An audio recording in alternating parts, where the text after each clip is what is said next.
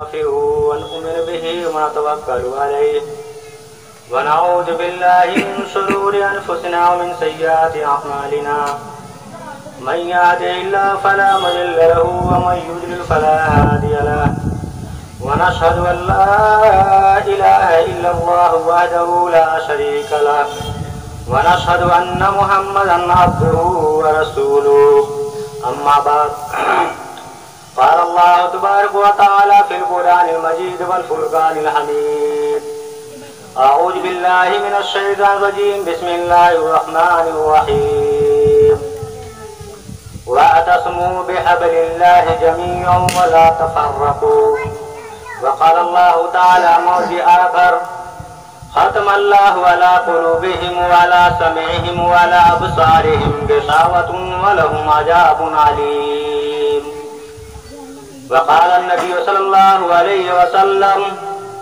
حب الوطن من الईमान सदक़ अल्लाहुल अज़ीम।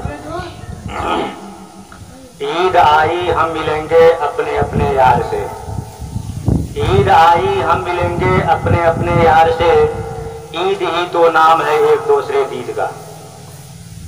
हयात मोहतरम, अल्लाह तबारक व तआला का बहुत बड़ा कर्म एहसान है कि उसने हम लोगों को ईद की नमाज के वास्ते कुछ दिन की बात सुनने की तौफीक अता फरमाई। मजीद दुआ करें कि अल्लाह रब्बुल इज्जत हमें कुरान और हदीस की रोशनी में हक बात कहने और हम सबको इस पर अमल पैरा होने की तौफीक अता फरमाए। दोस्तों, ईद के हवाले से हाफिज जी ने मुख्तसर अंदाज में बहुत ही जामे बयान किया है, उसके ऊपर मुझे नहीं जाना है। दोस्तों, आज पूरे दुनिया के अंदर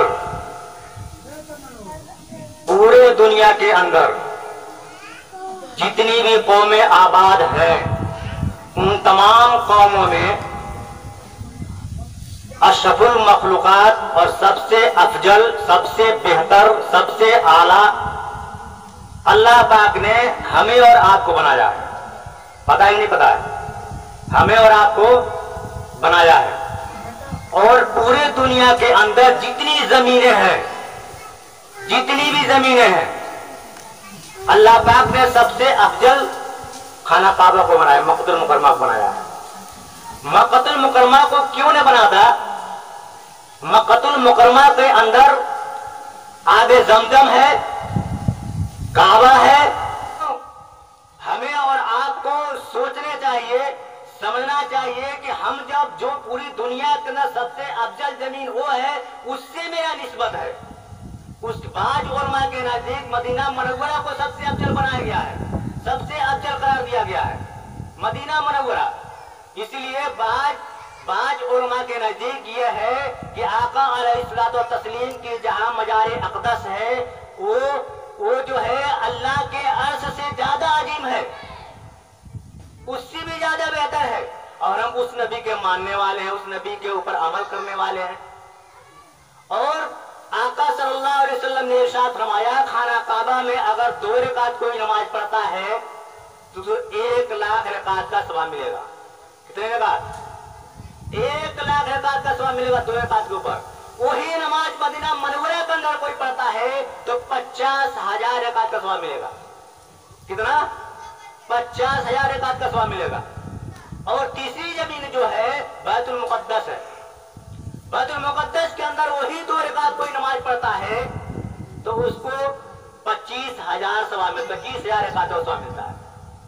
कितना? 25,000। इन 3 जमीनों के बाद अगर कोई जमीन अल्लाह के महबूब को पसंद है और अल्लाह को पसंद है तो यकीन मानो मेरे भाइयों, जिस धरती पे तुम रहते हो, जिस धरती पे हम रहते हैं, जिस धरती पे हमें और आपको अल्लाह ने भेजा है, जिस धरती के ऊपर हम जी रहे हैं, जिस धरती के ऊपर हम अपने मफा, अपने तमाम आराम वसाइल चीजें इस्तेमाल कर रहे हैं, यकीन मानो और मैं खुदा की कसम खा कहता हूँ, ये हिंदुस्तान की जमीन जिसके ऊपर हम और आप रहते हैं, ये 3 के बाद ये चौथा अफजल है। मैं साबित करूंगा मेरे भाइयों। आज जो है ईद है, लेकिन एक तोहफा लेकर जाओ। ईद के दिन एक तोहफा बताना कि मौलाना साहब ने यह बयान किया है कि ईद के दिन हम जो है सिर्फ मुसलमानों की ईद नहीं है, हम मुसलमानों के सिर्फ हम हमदर्द नहीं है, हम एक दो सारे कौमें के हमदर्द हैं और सब कौमों को मानने वाले हैं। मेरे भाइयों, आदम अलैहिस्सलाम कहां थे? कहां थे? जन्नत के अंदर थे। और जन्नत से अल्लाह पाक ने कहां उतारा? कहां फेंका उनको? इस हिंदुस्तान की सरजमी पे आदम अलैहिस्सलाम आ रहे हैं। आता है हजरत शीश अलैहिस्सलाम अयोध्या की जमीन पे। आज भी उनका मजार अक़दस मौजूद है अयोध्या की जमीन फैजाबाद के अंदर। आज भी मजार अक़दस मौजूद है। मेरे भाइयों, आता है उलमाए किराम जो बयान करते हैं, उलमाए किराम के हवाले से बता रहा हूं, इस हिंदुस्तान की जमीन के ऊपर 19 अंबिया किराम आए हैं। कितने? 19 अंबिया किराम। हम क्या कहते हैं मेरे भाइयों, हमारे ऊपर इतने जुल्म क्यों है? हम जो है अपने आप को अल्लाह के हवाले नहीं किया, नबी करीम सल्लल्लाहु अलैहि वसल्लम के हवाले नहीं किया, मस्जिद को वीरान कर दिया, ईदगाह को वीरान कर दिया। हम अपने आप को यहाँ तक कि नहीं समझा कि हम मुसलमान हैं। हम मुसलमान कह करके अपनी कॉलर को थोड़ा चौड़ा कर रहे हैं। मुसलमान कहने भी शर्म आ रही है मेरे भाइयों। इसलिए हम जिस जमीन के ऊपर हैं, हम अफजल हैं। और अफजल काम कौन करता है? जो अफजल होता है। अफजल काम कौन करता है? जो अफजल होता है। हम अशकुल मखलूकात हैं। हम सबसे बड़ी कौम है। हमारा इज्जत और म्यार अल्लाह के महबूब के दिलों के अंदर है। तो हमारी कर्तव्य भी, हमारी जिम्मेदारी भी बढ़ती है। हम कैसे लोगों को लेकर चलेंगे? हम कैसे लोगों को मिलाप करेंगे? हम कैसे लोगों को मिलाकर लेकर चलेंगे? हम कैसे लोगों की इज्जत करेंगे? हम कैसे तमाम लोगों के एक साथ लेकर चलेंगे? हमारी जिम्मेदारी है मेरे भाइयों। इसलिए हम जो है अल्लाह के मानने वाले हैं, अंबिया किराम को मानने वाले हैं, कुरान को मानने वाले हैं, हदीस के ऊपर चलने वाले हैं। हम अल्लाह के तमाम अहकामात को मानने वाले हैं मेरे भाइयों। और अल्लाह ने कभी नहीं कहा है अगर किसी के ऊपर जुल्म होता है, वो गैर है और तुम मुसलमान हो, तो ऐसा नहीं है तुम मुसलमानों के साथ दो। मुसलमान अगर है और नाहक पे है और काफिर हक पे है, तो यकीन मानो आका सल्लल्लाहु अलैहि वसल्लम का इरशाद गिरामी है, तो मुसलमान को छोड़ो और काफिर को जुल्म से बचाओ। ये पैगाम हमारा है। आज हमारे पर क्या हुआ है? ये कट्टरपंथी है। ये क्या है? ये मुसलमान कट्टरपंथी है, ये कटुए हैं, ये एक दूसरे की इज्जत करना नहीं जानते हैं मेरे भाइयों। इसे हिंदुस्तान की सरजमी पे एक बादशाह गुजरे हैं, सुल्तान औरंगजेब आलमगीर रहमतुल्लाह अलैह। आज मैं ये बताना चाहता हूँ कि ऐ शिद्दत पसंदों और ऐ शिद्दत पसंद लोगों और मुसलमानों के ऊपर अत्याचार करने वालों, मुसलमानों के ऊपर जुल्म के हवा में झोंकने वालों, याद रखो, जब हमारी हुकूमत थी तुम्हारी इज्जतें महफूज थी। जब हमारी हुकूमत थी तुम्हारी बहनों की इज्जत हम कर रहे थे। हमारी हुकूमत थी जब तुम्हारी माँ और बहनों की इज्जत पे हम दागदार नहीं होने देते। वक्त का बादशाह है, वक्त का बादशाह है सुल्तान औरंगजेब आलमगीर रहमतुल्लाह अलैह। और ज्यादा दूर मत जाइएगा, एक बगल में जाइए, अयोध्या की सरजमी पे जाइए, आपको लेकर मैं चलता हूं।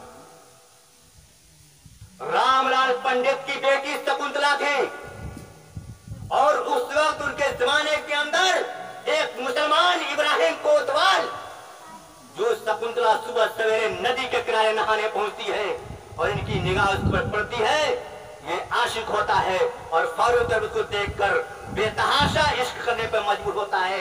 इब्राहिम कोतवाल रामलाल पंडित के घर भेजता है कि अपने बेटी का टोला सजा करके और मेरे यहाँ भेज दो, मेरे अय्याशी के अड्डे पे भेज दो। मेरे भाइयों, ये बार बार मैं कहा हूं, लेकिन आज कहने का मतलब ये है कि मुसलमानों, आज जो है इस वक्त इतना शिद्दत पसंद लोग हैं कि मुसलमानों के ऊपर हर तरीके से, तारीख से लेकर के, चलने फिरने से लेकर के, खाने पीने से लेकर के, मस्जिद ईदगाह से लेकर के और तमाम तरह के स्पीकर से लेकर के आज जो है हमारे ऊपर तरह तरह की बौछारें हो रही है। इसलिए मैं बयान कर रहा हूं मेरे भाइयों।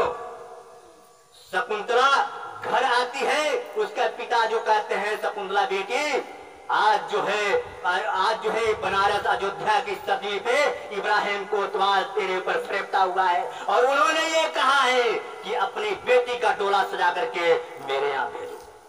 बाप भी रो रहा है, बेटी भी रो रही है, और क्यों न रोए, क्यों न रोए मेरे भाइयों, क्यों न रोए वो अपनी इज्जत बचाना। कभी कभी कभी आप देखे होंगे, कभी हमारे हर बिरादरी के लोगों की इज्जत पसंद है मेरे भाइयों। वो जो है जब रामलाल पंडित उस अपनी बेटी से कहता है, पंडित की बेटी शकुंतला, कभी कभी हमारी बच्चियां भी होशियार हुआ करती थी, और आज क्या है, आज हमने उनके दिलों के अंदर क्या दिया है, उनके नफ्स को क्या दिया है, उनको हम तरबियत क्या दिया है कि हमारी बच्चियां इस तरह नहीं हो पा रही। शकुंतला ने कहा, बेटा पिताजी घबराने की बात नहीं है, घबराने की बात नहीं है, आप जाइए इब्राहिम कोतवाल से एक समय ले लीजिए, वक्त ले लीजिए, 1 महीने का वक्त ले रहा है। रामलाल पंडित ने कहा, ठीक है मैं जाकर वक्त लेता हूं। 1 महीने का वक्त मिल जाता है, और उसके अंदर पूछा, बेटी अब क्या करोगी? पिता ने कहा, जाओ बनारस शहर के अंदर एक मेरे लिए घोड़े का इंतजाम करो और शहजादे का लिबास का इंतजाम करो, शहजादे का लिबास का इंतजाम करो। गया बनारस शहर से घोड़ा लाया गया, शहजादे के लिबास लाया गया, और एक हफ्ते के बाद दिल्ली की सरजमी पे जहां जामा मस्जिद है, आप तमाम लोग देखे होंगे, सुनी थी कि औरंगजेब आलमगीर रहमतुल्लाह अलैह दिल्ली के जामे मस्जिद के अंदर नमाज पढ़ा करते हैं, वही फरियादों की बात सुनते हैं। वो पहुंची, 1 हफ्ता के अंदर पहुंची दिल्ली की सरजमी पे, और जामा मस्जिद पे पहुंचे तो वो जुमे का दिन था। कौन सा दिन था? जुमे का दिन था। और फरियादियों से इतना हुजूम भरा हुआ था। वहां जब शकुंतला पहुंच रही है, सबसे निचले सीढ़ी पे जगह मिलती है, सबसे निचले सीढ़ी पे जगह मिलती है। सुल्तान आलमगीर रहमतुल्लाह अलैह नमाज पढ़ करके जुमे से बाहर हो रहे, नमाज मस्जिद से बाहर हो रहे हैं, और सीढ़ी पे कदम रखते जाते हैं, फरियादियों की खत को लेते जाते हैं, करते फॉरवर्ड करते जाते हैं, यहाँ तक कि शकुंतला के पास पहुंच जाते हैं। कभी कभी हमारे बुजुर्गान दीन ने क्या उम्दा बातें को देखकर भांप लिया करते थे, और आज हम और आप एक दूसरे की इज्जत को ताक करने के ऊपर पड़े हुए हैं।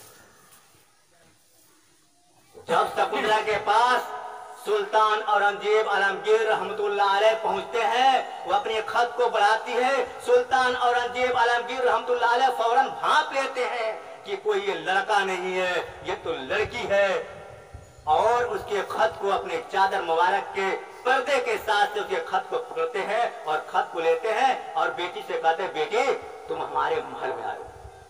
कहाँ आओ? महल में आओ। शकुंतला महल में जाती है, सुल्तान औरंगजेब आलमगीर रहमतुल्लाह अलैह से बातें होती है। सुल्तान औरंगजेब आलमगीर रहमतुल्लाह अलैह ने कहा कि बेटी तुम्हारी डोला वही इब्राहिम कोतवाल के पास जाएगा, तुम जाओ घर और तैयारी करो। क्या करो? कहाँ गई थी? क्या इसके जेब बीत रही है? गई थी इंसाफ लेने। क्या इंसाफ मिल रहा है? इंसाफ मिल रहा है? गई थी इंसाफ की भीख मांगने, और सुल्तान औरंगजेब आलमगीर रहमतुल्लाह अलैह ने कहा कि बेटी तुम जाओ और उसी गेट के ऊपर अपनी डोला की तैयारी करो, तुम्हारा डोला सजा बजा करके और इब्राहिम कोतवाल के हवाले कर दिया जाएगा।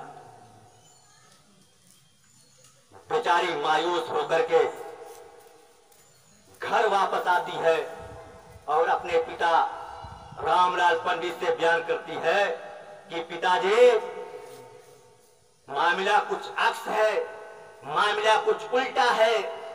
मैं गई थी फरियाद करने, मैं गई थी इंसाफ लेने, और सुल्तान औरंगजेब आलमगीर रहमतुल्लाह अलैह ने कहा कि उसी गेट के ऊपर तुम्हारा डोला उठेगा और तुम्हारी दो डोला उठा करके इब्राहिम कोतवाल के हवाले कर दिया जाएगा। दोनों रो रहे हैं। जब बाप ने रोना शुरू किया तो बेटी ने कहा कि पिताजी घबराने की जरूरत नहीं है, मैं ये बात मानने के लिए राजी नहीं हूं। पिताजी ने पूछा क्यों? शकुंतला बोली कि पिताजी जब तक मैं मस्तिष्क और उनके हवेली तक मैं गया हूं, उनके हवेली में रहा हूं, तो उन्होंने 13 मरतबा बेटी का लफ्ज इस्तेमाल किया है। 13 मरतबा बेटी का लफ्ज इस्तेमाल किया है। और कोई बाप अपनी बेटी को गैर के सामने नहीं दे सकता, नहीं दे सकता है। क्या जहन था। और उस दिन से हजरत सुल्तान औरंगजेब आलमगीर रहमतुल्लाह अलैह तमाम फोर्स को लेते हैं, तमाम सिपाहियों को इकट्ठा करके उस दिन से बनारस की सरजमी पे आना शुरू करते हैं, चलना शुरू कर देते हैं। और ठीक उसी दिन हजरत सुल्तान औरंगजेब आलमगीर रहमतुल्लाह अलैह बनारस की सरजमी पे रोनुमा होते हैं, आते हैं, एक फकीर के लिबास में आते हैं। मेरे भाइयों, और इनका डोला सजा बजा करके उस गेट के ऊपर शकुंतला का इब्राहिम कोतवाल के हवाले किया जा रहा था। और इब्राहिम कोतवाल जो है अपनी खुशियों के साथ साथ अपना सब कुछ मिटाने का और लुटाने के लिए तैयार था। इधर चांदी के रुपये लुटा रहा है, इधर सोने के रुपये निकाल रहा है, इधर आओ आओ मेरी खुशी का दिन है, जो चाहो फुकरा और जो चाहो फकीरों उठाओ और लेकर चले जाओ। सुल्तान औरंगजेब आलमगीर रहमतुल्लाह अलैह ने फकीर का लिबास पहन करके वहां पहुंचे। और जब ये पहुंचे सुल्तान औरंगजेब आलमगीर रहमतुल्लाह अलैह, तो उन्होंने कहा कि ज्यादा खुशी की बात नहीं है, अभी एक फकीर और बाकी है। लाश से थाली को मारता है और कहता है उठा लो, जितना चाहे उतना ले लो। सुल्तान औरंगजेब आलमगीर रहमतुल्लाह अलैह कुदरी पोश फकीर की आलम में अपने चादर मुबारक को फेंकते हैं, तो क्या देखता है इब्राहिम कोतवाल? ये तो फकीर नहीं है, ये वक्त का बादशाह है, ये वक्त का सुल्तान औरंगजेब आलमगीर रहमतुल्लाह अलैह है। ये तो सुल्तान है, और तो ये हक्का बक्का रह जाता है। मेरे भाइयों, इंसाफ होता है। आप सुल्तान औरंगजेब आलमगीर रहमतुल्लाह ने कहा पूरे बनारस शहर के अंदर डुबकी लगवाओ, आज सुल्तान जो इंसाफ सुनाएगा। आज सुल्तान इंसाफ से कौन थे? मुसलमान थे। इब्राहिम कोतवाल कौन था? मुसलमान था। तो हम जो कभी भी हम न मुसलमान देखते हैं, न हिंदू देखते हैं, न सिख देखते हैं, न ईसाई देखते हैं। हमारी तारीख गवाह है, हम सबके लिए इंसाफ की बात करते हैं। मेरे भाइयों, सुल्तान औरंगजेब आलमगीर रहमतुल्लाह ने हुक्म सुनाया कि बनारस से 2 हाथी मंगाया जाए, और इब्राहिम कोतवाल की एक पैर में जंजीर बांध करके एक हाथी के पैर में बांध दिया जाए, और दूसरे पैर में एक जंजीर बांध कर दूसरे हाथी के पैर में बांध दिया जाए, और दोनों को 2 तरफ दौड़ा दिया जाए। चीख चीख करके इब्राहिम कोतवाल मर रहा है, चीख चीख करके उसकी जानें निकल रही है।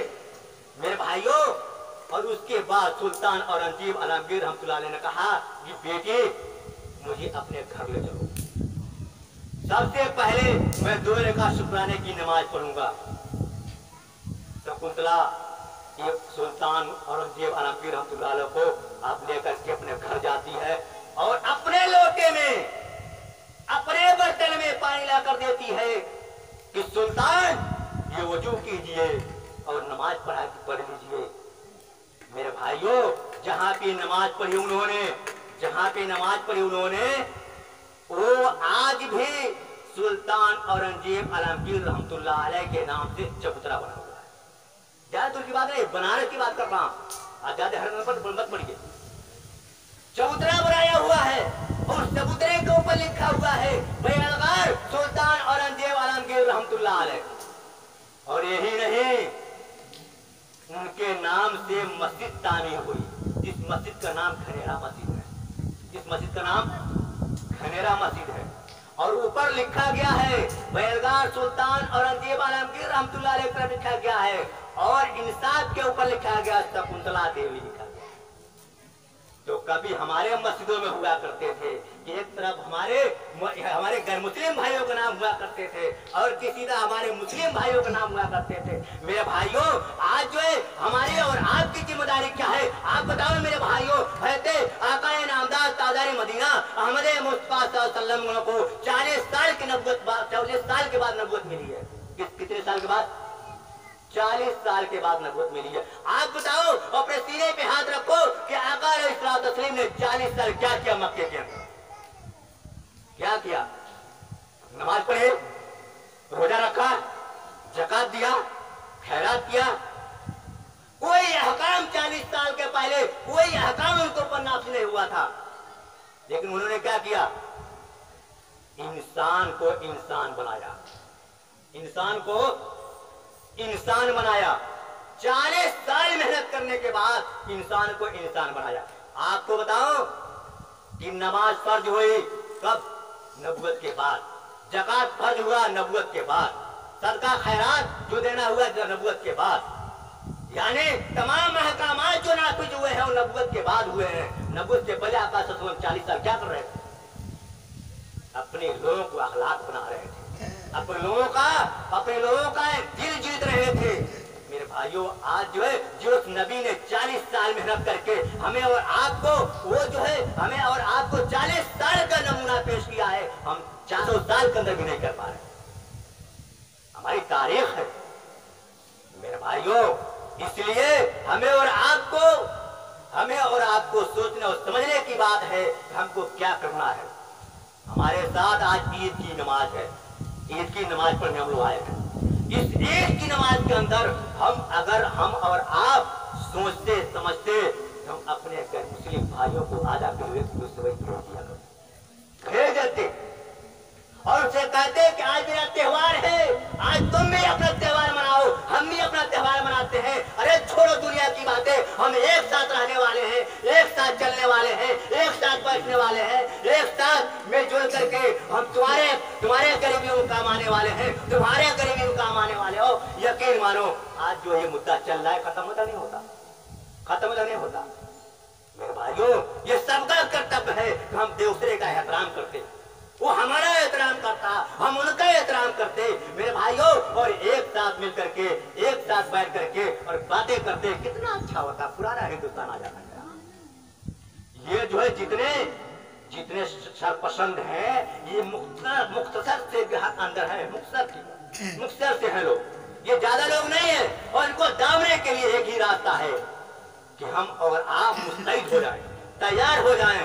हम अपने साथ साथ अपने गैर मुस्लिम भाइयों को साथ जोड़ें, अपने गैर मुस्लिम भाइयों से रिश्ता को कायम करें, मजबूत करें कि हम जहाँ रह देंगे हमसे कोई बात नहीं है। आप अपने मंदिर का बार देखें, न्यूज के अंदर देखें कि मंदिर का पुजारी लाउड स्पीकर को उतारा है, तो वही जवाब में हमारे इमामों ने भी मस्जिद के लाउड स्पीकर को उतार कर कहा है कि हम एक साथ हैं।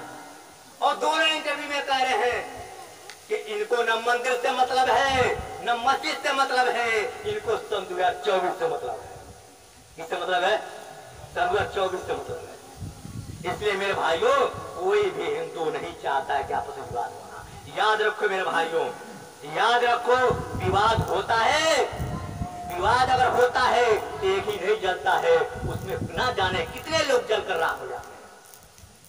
इसलिए मेरे भाइयों, हमें आपको ईदगाह की हिफाजत करनी है, मस्जिद की भी हिफाजत करनी है, और जो है हमारे हम उनकी भी हिफाजत करेंगे, हम उनके साथ भी रहेंगे, उनकी हिफाजत करना हमारी जिम्मेदारी है